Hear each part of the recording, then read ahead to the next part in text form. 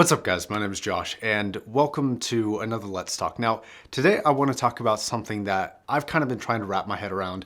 If you haven't been following the channel recently, a guy named Flux from Discord sent out a few different very high-end headphones, like everything from HD800s to LCD4s and Focal Utopias. He said a very interesting thing to me when we were talking about, like, you know, why invest this much money into headphones? Because I mean, total, he probably spent well over $10,000 on all of them. And I'm gonna misrepresent him a little bit here, but he said something along the lines of buying a flagship headphone is a lot like making an investment into an audio company, to where you are invested in the future of that audio company. And yes, the sum of the parts are not equal to the value of the headphone. Like the headphone, under very rare circumstances, is actually as valuable as it costs at that price range, if ever at all. But what it does allow you to do is allow the company to further its technology and to get better with said investment and such a large profit margin on those few things. Now, not every company does this. I have a little bit of an example here, being the Grado GS2000Es. These are a $1,300, very old school, very strange methodology of a headphone. And that's a company that, in my opinion, charges a pretty exorbitant amount of money, a little bit unnecessarily, I think. But then you have companies like Hifiman, which have their super high-end products, like their Shangri-La, which come in at tens of thousands of dollars. Then they have a lot of headphones in between the $1,000 to $6,000 range. Those are still, in my opinion, maybe not the flagship, but they're very high-end, high profit margin headphones. But then you also get things like this that come in. This is the Hifiman Sundara. Now, Hifiman, for full transparency, I think honesty and integrity and audience trust is more important than any free product, and I want us to be on the same page here. They did send this out for a review, and the only requirement that they had was for me to notify you of a sale that's going on, where this is on sale from $500 down to $350.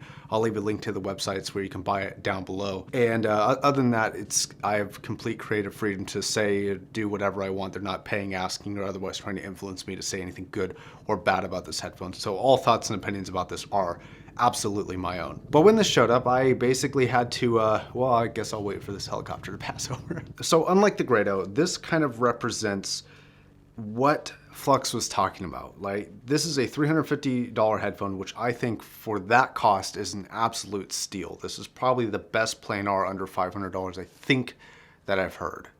I think. I just got it the other day, so I'm gonna have to listen to it a little bit more to really present a good, solid conclusion and bring my full review of it. Of course, wow, I can't talk today either. But the thing is that it's clear to me that Hifiman took their profits and they started working on technology that was going to go into their more consumer products. So even if you didn't directly invest, it's beneficial for others to invest if we're going with a flagship headphone as an investment. But it's beneficial for others to invest in a company, right? Many companies work this way. Many companies do this. It's not even specific to the audio industry. Car manufacturers do this all the time. You know, Formula One drips down slowly into the tech of the average, consumer car. And that's just how it goes. But it does bring up the question and an interesting twist into the basic question of, are high-end headphones worth it? I really have this pretty strong perspective of almost never. From a value perspective, in most circumstances, they have the least value of any headphone, right? And they are heavily subject, and in fact, the really high-end headphones, like those $4,000 headphones, those are subject to the harshest areas of the law of diminishing returns. This is not anything new. I'm just kind of running us through our paces before I get to what I'm trying to say here. So I guess whether or not a flagship headphone is worth it, like $1,000 and plus headphone is worth it, it really depends on, I guess, how invested you are into either audio in general or a specific company. Say you like Odyssey or Hifiman or Sennheiser, for example. It might be worth it. Might be. Not saying it is. I'm just saying it might be to maybe see the results of that technology get furthered maybe 5-10 years down the line to invest in the higher end headphones if you have the money. From an individual closed circuit perspective of like you trade money for a product and that's it. I still don't think so. I still think that, $1,000 plus headphones are very rarely worth it, and they need to do something very unique to stand out.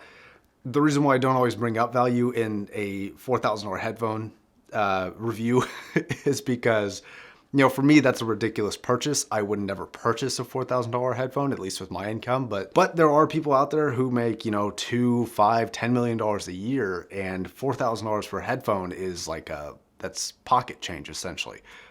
It's not really, equivalent to me, but to some people that's just how they live. And so, value for that, it doesn't matter. It's just, I want that, I'm gonna go and buy it because I can. And that's perfectly fine. Everybody's circumstances are different, and everybody's gonna be different there. So talking about value in a review like that is a little bit useless, I think, because I think the people buying that have already determined that it's worth it for them to purchase. So yeah, I mean, this is a let's talk, so it's not just let's listen to Josh conclude something. I don't have a strong conclusion here.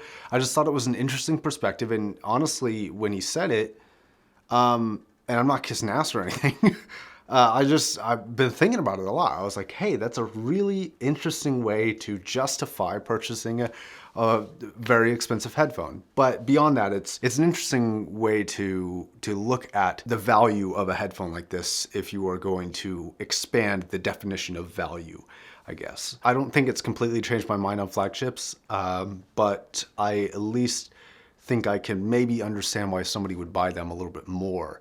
And I wanted to open up the kind of the beginning of a dialogue with you guys about, have you ever thought about it that way?